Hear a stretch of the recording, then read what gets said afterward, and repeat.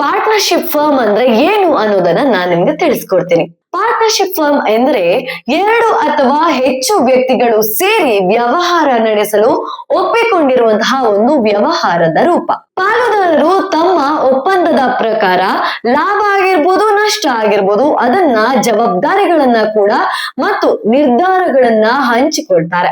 ಪಾಲುದಾರರ ನಡುವಿನ ಸಂಬಂಧವನ್ನ ಪಾರ್ಟ್ನರ್ಶಿಪ್ ಅಗ್ರಿಮೆಂಟ್ ಅಲ್ಲಿ ನಾವು ನಮೂದಿಸ್ತೇವೆ.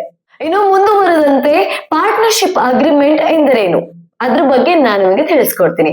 ಪಾರ್ಟ್ನರ್ಶಿಪ್ ಅಗ್ರಿಮೆಂಟ್ ಅನ್ನೋದು ಪಾರ್ಟ್ನರ್ಶಿಪ್ ವ್ಯವಹಾರವನ್ನ ಹೇಗೆ ನಡೆಸಬೇಕು ಎಂಬುದನ್ನ ವಿವರಿಸುವ ಲಿಖಿತ ರೂಪದ ಒಪ್ಪಂದ.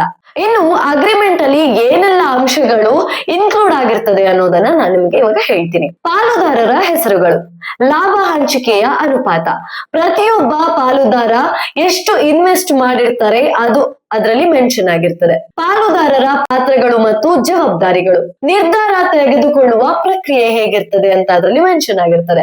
ಹಾಗೆ ವ್ಯವಹಾರದಲ್ಲಿ ಪಾಲಿಸಬೇಕಾದ ರೂಲ್ಸ್ ಅಂಡ್ ರೆಗ್ಯುಲೇಷನ್ ಯಾವ ತರ ಇರುತ್ತದೆ ಅದು ಕೂಡ ಅದರಲ್ಲಿ ಮೆನ್ಷನ್ ಆಗಿರುತ್ತದೆ.